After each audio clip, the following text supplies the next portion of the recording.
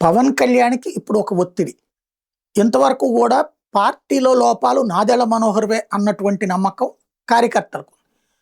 ఈ దఫా వచ్చేటప్పటికి పవన్ కళ్యాణ్ స్వయంగా నేనే చూస్తున్నానని జెప్పారు. అది కూడా ఏది సెర్చ్ కమిటీ లాంటివి పెట్టి బలమైన నాయకులు, బలమైన అభ్యర్థులు ఇదంతా కూడా. ఇప్పుడు మొన్న నాదెళ్ల మనోహర్ మాట్లాడిన ఉపన్యాసం పెద్ద వైరల్ అయ్యి సొంత కార్యకర్తలే తిట్టింది తిట్టకుండా తిట్టినటువంటి పరిస్థితి. మనకు బలం ఎక్కడుంది? మనదేముంది? అనేటటువంటి. ఇదే ముక్క పవన్ కళ్యాణ్ అంటే తిట్టలేక మనసులో మింగుకున్నారు.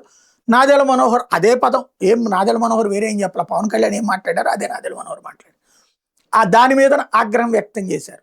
ఇప్పుడు పవన్ కళ్యాణ్ ముందున్నటువంటి అంశం ఏంటంటే 30% సీట్లని క్రిందటిసారి చంద్రబాబు గారి సమక్షంలో చెప్పి సాధించి తీరాలి. అంత కాకపోతే కనీసం మొన్న లోకేష్ చెప్పిన 15 మీద కనీసం ఒక 5% అన్న సీట్లు పెంచుకోకపోతే సొంత కార్యకర్తల్లో అసంతృప్తి రగులుతుంది. పవన్ మీద అభిమానం ఎక్కడికి పోదు. కానీ పవన్ అన్యాయంగా మోసపోతున్నాడు అన్న ఫీలింగ్ పెరిగిందంటే అది కూటమికి మైనస్. జాగ్రత్తగా చూసుకోవాల్సిన అవసరం ఉంది.